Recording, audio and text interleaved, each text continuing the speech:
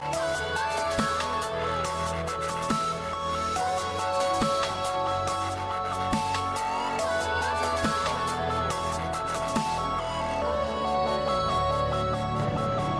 वालेकुम एवरीवन, मैं हूं आपकी host doctor Jamila Zainab Mughal and welcome to channel Karachi education times in my programme prevention is better than cure.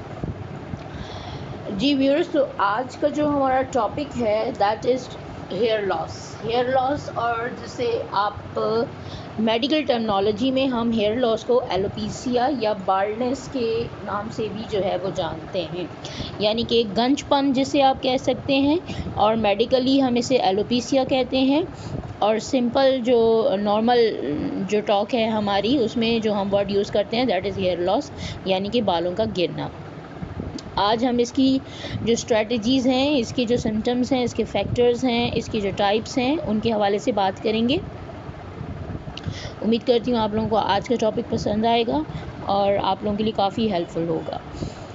जैसे कि आप लोग जानते हैं कि आजकल की जो हालात हैं, जो रूटीन है, जो हमारा लाइफस्टाइल है, उसमें चाहे मेल हैं या फीमेल्स हैं या फिर इवन बच्चे हैं, बालों का गिरना जो है वो बहुत कॉमन हो चुका है, कॉमन है। इसके अगेंस्ट जो हैं क्या फैक्टर्स हैं, क्यों हेयर लॉस होता है, इसके कॉजेज़ क्या हैं, इसके सिम्टम्स क्या हैं और हेयर लॉस की टाइप्स क्या हैं, उसके हवाले से डिस्कस करेंगे आज हम। So stay tune with me.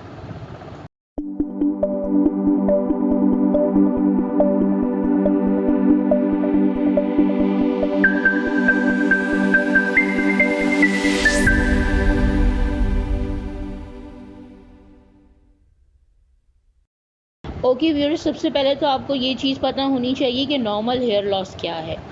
देखें, अगर 50 से 100 बाल जो हैं, 50 से 100 के दरमियान अगर स्ट्रैंड्स जो हैं, बाल जो हैं, वो आपको डेली बेसिस पर अगर आपकी कंघी करते हुए आपके कंघी में 50 से 100 बाल आते हैं तो दैट इज़ नॉर्मल, परेशान होने वाली बात नहीं है। क्योंकि आप लोगों को ये चीज़ पता होनी चाहिए कि एक्चुअली हेयर लॉस है क्या और कब हम उसे हेयर लॉस कहेंगे। तो 50 से 100 बालों का कंघी में आ जाना, कंघी करते हुए, दैट इज़ नॉर्मल। और अगर आप उन शख्सियत में से हैं या उन इंडिविजुअल में से हैं जो डेली बेसिस पर, रेगुलर बेसिस पर अगर अपने बाल धोते हैं, तो ऐसे में 250 तक बाल अगर आपके कंघी करते हुए जो है वो 250 बाल जो है वो अगर आपकी कंघी में आते हैं तो दैट इज़ ऑल्सो नॉर्मल, क्योंकि आप डेली बेसिस पर उसे वॉश कर रहे हैं। और जब आप डेली बेसिस पर अपने बालों को वॉश करेंगे, धोएंगे, तो आपके जो फॉलिकल्स होते हैं हेयर के, वो कमज़ोर हो जाते हैं, उन पर स्ट्रेस पड़ता है। तो डेफ़िनेटली जब आपके फॉलिकल्स वीक होंगे और उन पर स्ट्रेस पड़ेगा तो आपके बाल जो हैं वो गिरेंगे। अगर सोते हुए आप जो है वो आपके बाल जो है वो गिरते हैं तकिए पर, सुबह उठते हैं तो अगर आपको आपके तकिए पर बाल मिलते हैं, कुछ नॉर्मल जो स्ट्रैंड्स जो हैं, अगर कुछ बाल जो है वो आपको मिलते हैं तो वो भी नॉर्मल है। तो ये आपको एक नॉर्मल फिगर दिया गया है कि अगर 50 से 100 या फिर अगर आप डेली बेसिस पर बाल धोते हैं तो 250 तक जो स्ट्रैंड्स हैं बालों के, अगर आपके कंघी करते हुए आपको जो है वो टूटते हैं आपके बाल, तो it means that this is normal hair loss. लेकिन अगर इससे ज़्यादा आपके बाल गिर रहे हैं, आपके बाल झड़ रहे हैं, गंजपन आपको नज़र आ रहा है, आपको लग रहा है कि आप एक तरफ से गंजे हो रहे हैं या आपके पूरे बाल जो है वो सर के गिर रहे हैं, तो it means that you have a problem of hair loss and you should concentrate on it. क्योंकि अगर आपके बाल नहीं हैं और अगर आपका गंजपन है तो डेफ़िनेटली वो बहुत बुरा लगता है। मज़ीद इसके जो टाइप्स हैं हेयर लॉस की, अब उस पर बात करते हैं ताकि आप लोगों को क्लियर हो जाए कि हेयर लॉस की टाइप्स जो हैं वो क्या हैं।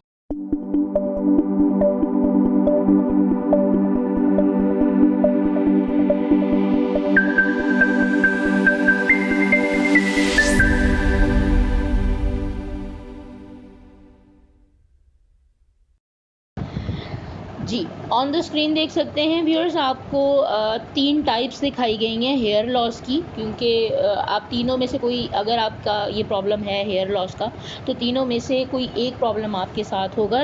पहली पिक्चर में आप देख सकते हैं कि अगर आपका फ्रंट से जो है गंजपन हो रहा है और आपके बाल गिरना शुरू हो रहे हैं इन द लाइन, स्कैल्प के जो है वो एक साइड पर जो है वो आपको लगता है कि बाल कम हो रहे हैं, तो इसको हम कहते हैं एंड्रोजेनिक एलोपेशिया। दूसरी पिक्चर में आप देख सकते हैं कि पैचेस की सूरत में आपका जो गंजपन है वो आपको फील होगा, यानी कि पैचेस की सूरत में जगह जगह से स्कैल्प में जगह जगह से आपको लगेगा कि यहाँ से बाल कम हो रहे हैं, बीच में से कम हो रहे हैं, आगे से कम हो रहे हैं, पीछे से कम हो रहे हैं। तो अगर पैचेस की सूरत में आपका गंजपन है तो इसे हम कहते हैं एलोपेशिया एरेटा। इसके अलावा थर्ड पिक्चर में आप देख सकते हैं कि ओवरऑल स्कैल्प और ओवरऑल बालों का जो आपका जो कंसिस्टेंसी है, या जो आपके बालों की जो थिकनेस है, आपको लगता है कि ये बिल्कुल थिन है, यानी कि कमज़ोर हैं, बाल बहुत पतले हो रहे हैं पूरे स्कैल्प के और पूरे सर के बाल गिर रहे हैं, तो इसे हम कहते हैं टेलोजिन। तो ये 3 तरह की टाइप्स होती हैं और इन तीनों में से कोई एक टाइप जो है उसका जो है वो आप शिकार हो सकते हैं। बाज़ दफ़ा लोग जो है सिर्फ फ्रंट से जो है उनका गंजपन हो रहा होता है, बाज़ दफ़ा पूरे स्कैल्प पे गंजपन जो है पैचेस की फॉर्म में जो है वो नज़र आ रहा होता है, और बाज़ दफ़ा पूरे सर के बाल जो हैं वो पतले होकर गिरना शुरू हो जाते हैं। तो ये 3 टाइप्स हैं जो मुझे आपसे डिस्कस करनी थी। आई होप सो आप लोगों को ये टाइप्स जो हैं वो क्लियर हुई होंगी। अब हम इसके सिम्टम्स और फैक्टर्स की बात कर लेते हैं कि और कॉजेज़ की बात कर लेते हैं कि क्या रीज़न है कि हेयर लॉस जो है उसके फैक्टर्स क्या हैं, उसके कॉजेज़ क्या हैं, क्यों हेयर लॉस जो है वो होता है। यहाँ पर आप लोगों को एक व्यूअर्स बात बताती चलूँ कि 75% जो हेयर लॉस है वो मेल्स में होता है और 25% हेयर लॉस जो है वो फीमेल्स में होता है। तो रेशो जो है वो मेल्स में ज़्यादा है। आप लोगों ने देखा होगा मर्दों में गंजपन बहुत ज़्यादा होता है और वो उसे छुपाते भी हैं। तो यहाँ पर अब हम बात कर लेंगे कि फैक्टर्स क्या हैं। कौन से ऐसी फैक्टर्स हैं जिस बिना पर या जिन वजूहात की बिना पर हेयर लॉस जो है वो होता है। सबसे पहला आप देख सकते हैं कि deficiency of vitamin B C, या फिर जो हमारे मिनरल्स हैं जिसमें मैग्नीशियम है, फेरम है और जिंक है। अगर आपके बॉडी में विटामिन बी या विटामिन सी की डेफिशिएंसी है तो ये रीज़न हो सकता है कि आपके बाल जो है वो गिर रहे हैं। तो इट मीन्स कि विटामिन बी और सी आप लोगों के लिए कितना इम्पॉर्टेंट है। तो क्या आप विटामिन बी और सी डेली बेसिस पर उसका इंटेक करते हैं? आपको सबसे पहले तो ये देखना होगा। दूसरा, मिनरल्स जो बहुत इम्पॉर्टेंट हैं, मादनियात जिसे हम कहते हैं, जो कि जिस्म के लिए बहुत ज़रूरी हैं, जिस्म के इलेक्ट्रोलाइट्स होते हैं, जिसमें फेरम है, मैग्नीशियम है और जिंक है। अगर इनकी डेफिशिएंसी है तो भी आपके जो बाल हैं वो गिर सकते हैं। दूसरे नंबर पर है जो दूसरा फैक्टर है, that is high and low temperature. High and low temperature यानी कि अगर आप अपने बालों को बहुत ज़्यादा ठंडे पानी से या बहुत ज़्यादा गर्म पानी से धोते हैं तो ये भी एक रीज़न हो सकता है कि आपके बाल जो है वो गिर रहे हैं। तीसरे नंबर पर है diseases of the digestive system, यानी कि अगर आपका निज़ाम हाज़मा, डाइजेस्टिव सिस्टम निज़ाम हाज़मा को कहते हैं, अगर आपका निज़ाम हाज़मा का कोई प्रॉब्लम है, कोई मसला है, खाना आप प्रॉपर तरीके से डाइजेस्ट नहीं कर सकते हैं, एसिडिटी का मसला है या कब्ज़ का मसला है या कोई और बीमारी है आपको डाइजेस्टिव सिस्टम की, तो भी आपका हेयर लॉस जो है वो होता है। इसके अलावा जो अगला फैक्टर है that is hormonal changes. Body में अगर हार्मोन्स के चेंजेस हैं तो वो भी एक रीज़न हो सकता है आपके गंजपन का। इसके अलावा स्ट्रेस बहुत ही कॉमन फैक्टर है बाल्डनेस का या एलोपेशिया का या हेयर लॉस का कहें। स्ट्रेस इतना इम्पॉर्टेंट फैक्टर है कि ये स्ट्रेस जो है वो आजकल बड़ों, बूढ़ों, बच्चों सबको है। ठीक है, बच्चों को भी स्ट्रेस होता है, बड़ों को भी स्ट्रेस होता है, बूढ़ों को भी स्ट्रेस होता है। तो ये स्ट्रेस लेवल अगर आपका ज़्यादा है तो डेफिनेटली आपके बाल जो हैं वो गिर सकते हैं। इसके अलावा affects of the use of medicines, अगर आप किसी किस्म की कोई मेडिसिन इस्तेमाल कर रहे हैं, कोई दवाई इस्तेमाल कर रहे हैं किसी बीमारी के लिए, लाइक स्टीरॉइड्स वगैरह यूज़ कर रहे हैं, या बहुत ज़्यादा क्वांटिटी में एंटीबायोटिक्स इस्तेमाल कर रहे हैं, तो उसके साइड इफ़ेक्ट्स की वजह से भी बाल गिर सकते हैं। तो ये भी एक रीज़न हो सकता है आपके बाल गिरने का।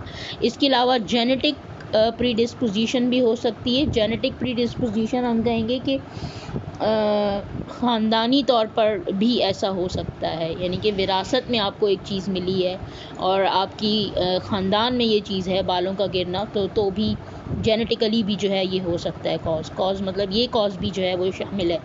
इसके अलावा effects of certain hair styles, अगर आप बहुत ज़्यादा हेयर स्टाइल बनाने के शौकीन हैं तो डेफ़िनेटली हेयर स्टाइल बनाने में आपको पता है कि बहुत सारे केमिकल्स भी इस्तेमाल होते हैं, और कंघी को कभी किस स्टाइल वे में यूज़ किया जाता है, कभी किस वे में यूज़ किया जाता है। फिर सबसे मेन चीज़ जो आजकल लड़कियां स्ट्रेटनर्स यूज़ करती हैं, ठीक है, बालों को सीधा करने के लिए, तो ये सारी चीज़ें जो हैं कॉज हो सकती हैं कि आपके बाल जो हैं वो गिर रहे हैं। इसके अलावा एंडोक्राइन डिजीज़ में आपका अगर थायराइड का कोई प्रॉब्लम है, आप हाइपोथायराइडिज्म के पेशेंट हैं या हाइपरथायराइडिज्म के पेशेंट हैं, यानी कि गले की अगर कोई बीमारी है, थ्रोट का कोई आपका प्रॉब्लम है, तो उसमें हार्मोन लेवल ज़्यादा डिस्टर्ब हो जाते हैं, तो उन प्रॉब्लम्स की वजह से भी आपका हेयर लॉस हो सकता है। इसके अलावा बहुत सारी मेडिकल कंडीशंस ऐसी हैं जिसकी वजह से हेयर लॉस होता है, लाइक कैंसर के पेशेंट्स में हेयर लॉस होता है। इसके अलावा जो दूसरी बीमारियां हैं बड़ी, उनमें भी हेयर लॉस हो सकता है, क्योंकि पूरी बॉडी जो है वो अंदर से डिस्टर्ब हो जाती है, डेफिशिएंसीज हो जाती हैं, तो जिस वजह से हेयर लॉस जो है वो हो सकता है। होप सो आपको सारे फैक्टर्स समझ में आए होंगे, लेकिन इस वक्त जो 75% जो रेशो मैंने आपको बताया कि 75% जो है वो मेल्स में हेयर लॉस होता है और 25% हेयर लॉस जो है वो फीमेल्स में पाया जाता है। तो जो कॉमन जो फैक्टर है वो है आपका स्ट्रेस, एंड देन उसके बाद फिर आता है आपकी maybe you have some kind of vitamin deficiency और maybe deficiency of any mineral, so that's why you are having a hair loss. I hope so आप लोगों को ये चीज़ क्लियर होगी। अब हम इसके सिम्टम्स के जो है ऊपर बात करेंगे। जी, तो अब हमने फैक्टर्स इसके डिस्कस कर लिए कि क्या क्या रीज़न्स हो सकते हैं हेयर लॉस के। रीज़न्स क्लियर होने के बाद अब आ जाते हैं सिम्टम्स के। हेयर लॉस के सिम्टम्स क्या हैं, अलामात क्या हैं, कैसे आपको मालूम चलेगा, पता चलेगा कि आप जो है वो हेयर लॉस हो रहा है। तो सबसे पहला जो सिम्टम है that is losing hair in unusual pattern. Unusual pattern से मुराद यही है, पैटर्न मैंने आपसे 3 डिस्कस किए, टाइप्स ऑफ हेयर लॉस मैंने आपको बताए कि अगर उस तरह की कोई कंडीशन है कि आपके पैचेस की सूरत में अगर आपके बाल गिर रहे हैं, या फिर आप एक तरफ से गंजे, एक साइड से गंजे हो रहे हैं, या फिर आपके पूरा सिर्फ जो बीच का हिस्सा है सर का वहाँ से आप गंजे हो रहे हैं, या आपके पूरे सर के बाल जो हैं वो इतने कमज़ोर हैं कि टूट के गिरते हैं बहुत ज़्यादा, तो it means that you have hair loss problem. Second is losing hair in early age, और अगर आपको लगता है कि अभी आपकी उम्र इतनी नहीं है कि आपके बाल गिरें, तो definitely it means that you have any problem inside in your body, that's why you are having hair loss. Next one is thinning of hair, बालों का बहुत ज़्यादा पतला होना। अगर आपको फील होता है कि आपके बाल पहले से जो है वो बहुत ज़्यादा थिन हो रहे हैं, पतले हो रहे हैं, कमज़ोर हो रहे हैं, और उसकी वजह से आपके बाल गिरे हैं, तो it means that you have a hair loss problem. Next है पेन और इचिंग इन हेयर, अगर आपके सर में बहुत ज़्यादा खुजली होती है, ख़ारिश होती है, या आपके सर में दर्द रहता है, तो ये भी एक सिम्टम जो है वो हो सकता है। इसके अलावा skin of scalp is red, आप देखेंगे अगर आपका हेयर लॉस का इशू है तो आपको फ़ील होगा कि आप देखेंगे, आप चेक करें अगर, तो आपका जो स्कैल्प है वो रेड होगा। डैंड्रफ मौजूद होगी, यानी कि बहुत ज़्यादा खुश्की होगी आपके सर में। पैची बैल्ड स्पॉट्स, आपको महसूस होगा कि आपका जो गंजपन है वो पैच की सूरत में है, डिफरेंट पैचेस आपको पूरे सर में मिलेंगे। उसके अलावा फुल बॉडी हेयर लॉस। और कभी कभार ऐसा होता है कि हेयर लॉस सिर्फ ऐसा नहीं होता कि सर के बाल ही गिर रहे हैं, बाज़ दफ़ा ऐसा होता है कि आपकी बॉडी पे जो बाल हैं, स्पेशली इन मेल्स अगर बात करें तो जैसे चेस्ट पे बाल हैं उनके, तो वो भी बहुत ज़्यादा गिर रहे होते हैं। तो इट मीन्स दैट सर के बाल भी गिर रहे हैं, और अगर आपके चेस्ट पे भी जो बाल हैं वो भी आपको लगता है कि गिर रहे हैं, तो it means that this is also a symptom of hair loss. तो ये वो सिम्टम्स हैं, अलामात हैं जिनकी बिना पर आप हेयर लॉस को गेस कर सकते हैं, and then you should treat it. अब हम इसकी कुछ होम रेमेडीज़ के हवाले से बात करेंगे कि हेयर लॉस के लिए आपको कौन कौन सी होम रेमेडीज़ का इस्तेमाल करना चाहिए। जी, तो होम रेमेडीज़ में सबसे पहली जो रेमेडी है that is coconut milk. Coconut milk जो है उसमें बहुत ज़्यादा विटामिन ई होता है, उसमें गुड फैट्स होते हैं, इसलिए ये हेल्प करता है आपके बालों को मॉइस्चराइज़ करने में और उन्हें हेल्दी करने में। और क्योंकि मिल्क के अंदर जो है वो पोटाशियम भी पाया जाता है, और इसके अलावा दूसरे भी ग्रोथ के जो इंग्रेडिएंट्स होते हैं कोकोनट मिल्क में बहुत ज़्यादा होते हैं। तो इसलिए अगर आप कोकोनट मिल्क का इस्तेमाल करते हैं, यानी कि कोकोनट मिल्क जो है वो अगर आप डेली बेसिस पर पीते हैं, अगर आपको लगता है कि आपका हेयर लॉस का इशू है, तो आप कोकोनट मिल्क जो है वो पीना इस्तेमाल करें। तकरीबन जो है वो आप एक मंथ जो है इसे इस्तेमाल करें, और आपको लगेगा कि आपका हेयर लॉस जो है वो रुका है। अगर आपका वो फैक्टर है या वो कॉज़ है जो कोकोनट मिल्क पीने से आपका वो फैक्टर या वो कॉज़ अगर सॉल्व हो जाता है, तो आपका हेयर लॉस जो है वो रुक जाएगा। होम रेमेडीज़ जो हैं दीज आर नॉट ट्रीटमेंट। हमेशा ये बात आप लोग याद रखें कि होम रेमेडीज़ जो हैं ये सिर्फ अर्ली स्टेजेस पर काम आते हैं, और होम रेमेडीज़ सिर्फ तब काम करते हैं, ये तब इफ़ेक्टिव होते हैं जब अगर आप वो रेमेडी इस्तेमाल कर रहे हैं और उस रेमेडी में वो कॉज़ या वो फैक्टर उस बीमारी का दूर होता है, तो वो अफेक्टिव है, अदरवाइज़ वो आपके लिए अफेक्टिव नहीं है।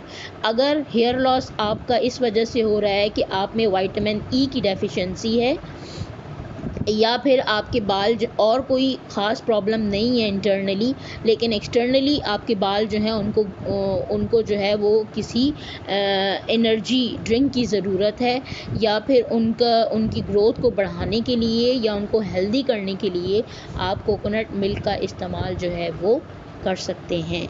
इसके अलावा सेकंड नंबर पर है एलोवेरा। एलोवेरा भी बहुत ज़्यादा जो है वो इम्पॉर्टेंट जो रोल है वो प्ले करता है आपके पीएच लेवल को, आपकी जो स्कैल्प है यानी कि जो आपकी खोपड़ी है उसका जो पीएच लेवल है, यानी कि जो उसका टेम्परेचर है उसको मेंटेन करने में बहुत हेल्प करता है, और आपकी हेयर लॉस में इसलिए मुफीद है कि अगर आपको लगता है कि आपका जो स्कैल्प है उसका टेम्परेचर हाई है या लो है, तो उसकी पीएच लेवल को बरकरार करने के लिए आपको एलोवेरा का इस्तेमाल जो है वो इफ़ेक्टिव हो सकता है इन हेयर लॉस।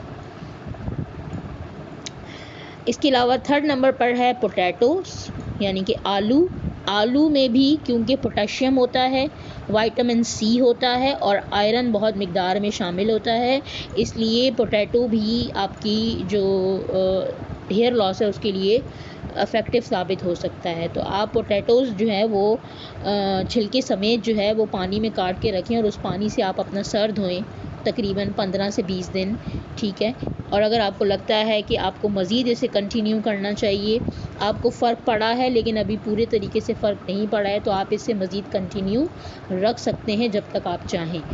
तो इसी तरह एलोवेरा जो है वो भी आप अपने सर पर जो है वो लगा कर और तकरीबन आधा घंटा जो है वो छोड़ दें, तो वो भी आपके लिए इफ़ेक्टिव हो सकता है। पोटैटो का पानी जो है वो उससे आप अपना सर धोएं, तो ये भी आपके लिए जो है वो इफ़ेक्टिव हो सकता है। इसके अलावा चौथे नंबर पर है एग वाइट मास्क, यानी कि अंडे की जो सफ़ेदी है आप उसका मास्क अपने सर पर अप्लाई कर सकते हैं, क्योंकि एग्स जो हैं वो फुल न्यूट्रिशनल सोर्स है, उसमें रिच सोर्स ऑफ प्रोटीन है, विटामिन बी भी होता है उसमें, और बहुत सारे अदर दूसरे विटामिन्स भी होते हैं। एसेंशियल न्यूट्रिएंट्स भी होते हैं। तो ये आप लोगों के लिए भी बहुत इफ़ेक्टिव है। अगर आप लोगों को हेयर लॉस का इशू है तो इससे भी आपका प्रॉब्लम जो है वो सॉल्व हो सकता है।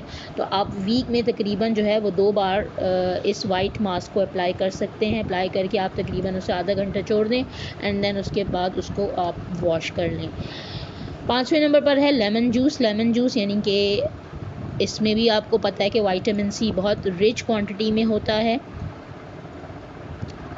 और ये आपके पोर्स को भी टाइट करता है, आपके जो खोपड़ी के पोर्स हैं उनको भी टाइट करेगा, ठीक है, और आपके हेयर फॉल में भी कंट्रोल करेगा क्योंकि इसमें विटामिन सी होता है और दूसरे बहुत सारे एसेंशियल न्यूट्रिएंट्स होते हैं। ये आपके जो हेल्थ है बालों की उसको बरकरार रखने में बहुत ज़्यादा मददगार साबित हो सकता है। तो ये होम रेमेडीज़ हैं कुछ जो मैंने आपसे डिस्कस किया, मैंने आपको बताया। इनका इस्तेमाल जो है ये आप लोगों के लिए इफ़ेक्टिव हो सकता है।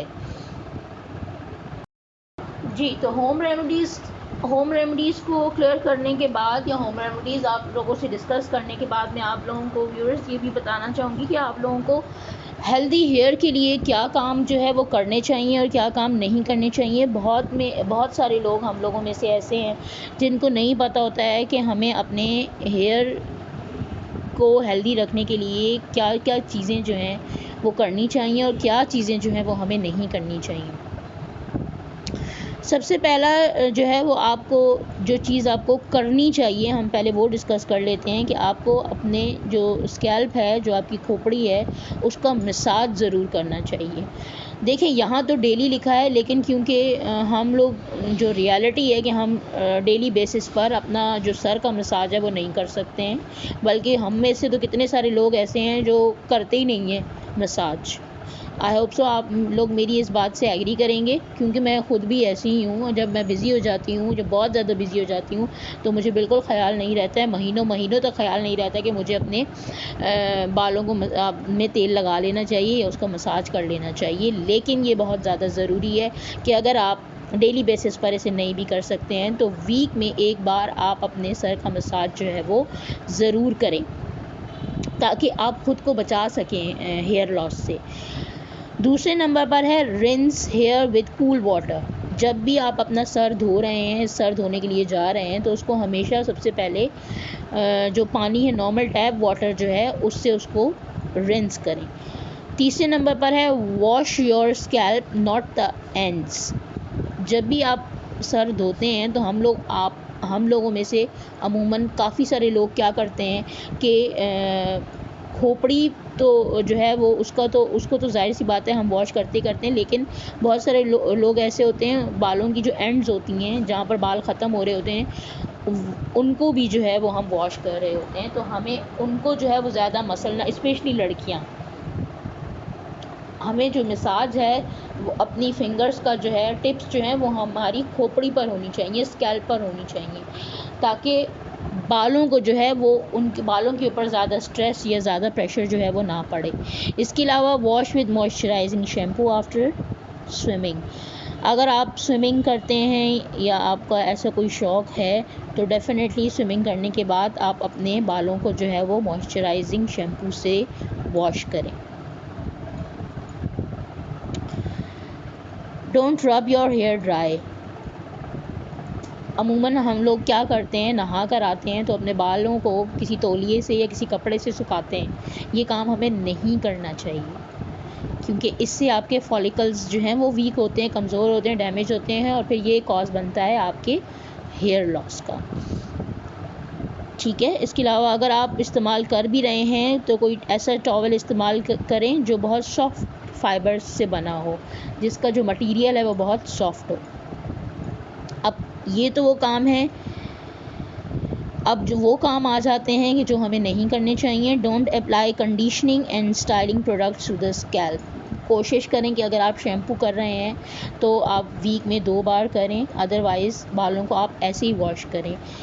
ज़्यादा केमिकल्स वाले जो शैम्पू हैं वो ना इस्तेमाल करें। डोंट वॉश और rinse here with hot water. कभी भी अपने बालों को गर्म पानी से आप मत धोएं। इसके अलावा don't wear overly tight hair styles.